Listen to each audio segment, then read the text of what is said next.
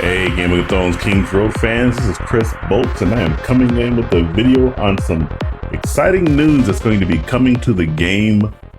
Upcoming update preview for what's going to be going on in the upcoming content that'll be coming during Season 2. But before I do get into the content, do make sure you do like, share, subscribe, turn on your post notifications. All that stuff really does help me out. Now, as we go down here, we look and see that there is going to be a new world level system that's going to be added to the game. Now, if you guys are not familiar with world level systems, games will like to add in tiers, if you will, so that the world around you becomes more difficult depending upon which level that you decide to choose. A game that does this really well is actually Diablo 4. Diablo 4 has a tier system where you can change your tier after you complete a certain portion of the game. You can go from tier 1 to tier 4. It's been a while since I played Diablo 4, but that was the last time I know it was. And the higher the tier you got, the more difficult the game became, but the greater rewards that you got. And it looks like Netmarble is going to be introducing that type of system to Game of Thrones Kingsroad, which is really great news. You see right here, the system is designed to elevate the difficulty and rewards of repeatable content across the entire open world, bringing a new sense of excitement and tension into environments you've already grown familiar with. So for those of you that go out there and have to hunt those bosses or do those different bandit camps, this is what this is basically going to be referring to. So be on the lookout for that. And it says with the world level system, all repeatable content in the open world will scale according to the selected level. But here's a note right here. Please note that rewards from one-time rewards will not scale. So don't think that if you do a bandit camp that the one-time rewards are going to scale with you. Nah, you only can get those one time, but after that, everything will start to scale. It says right here that the new world level system will go into effect after you've completed the available main story, which is the Stormlands and certain stages of the Wormwalks. But I'm assuming they probably mean that you got to go to level 20 in the Wormwalks challenge.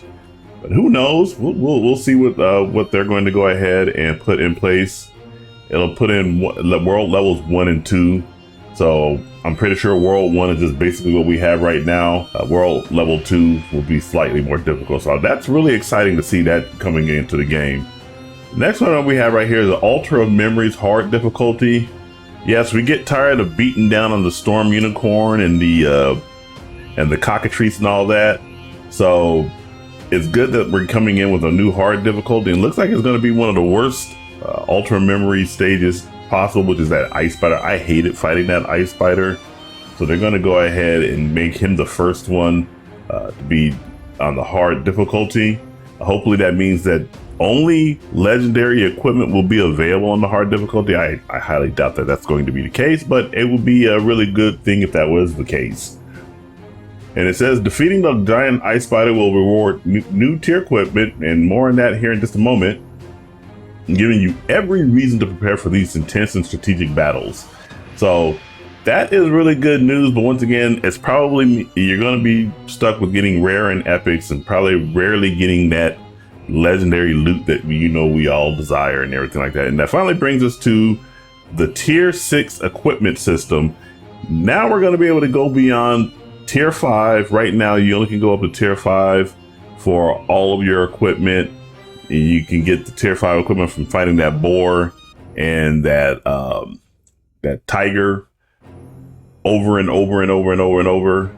But now we're going to be able to get a tier 6 equipment. And it says that these materials are not limited to specific ferocious beasts.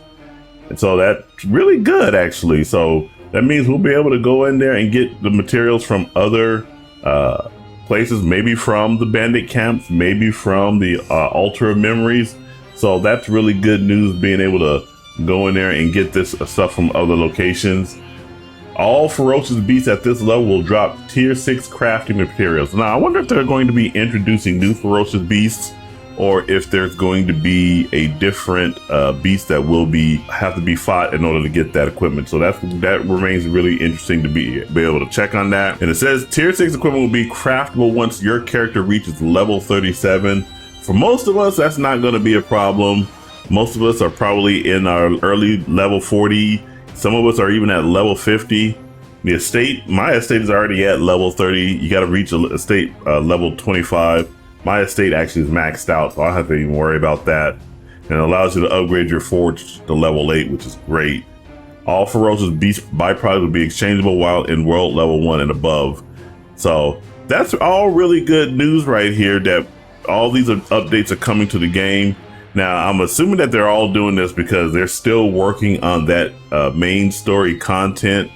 That Edgar Storm, if you haven't fought him, he's a really good, exciting boss, end boss to fight for the current main content.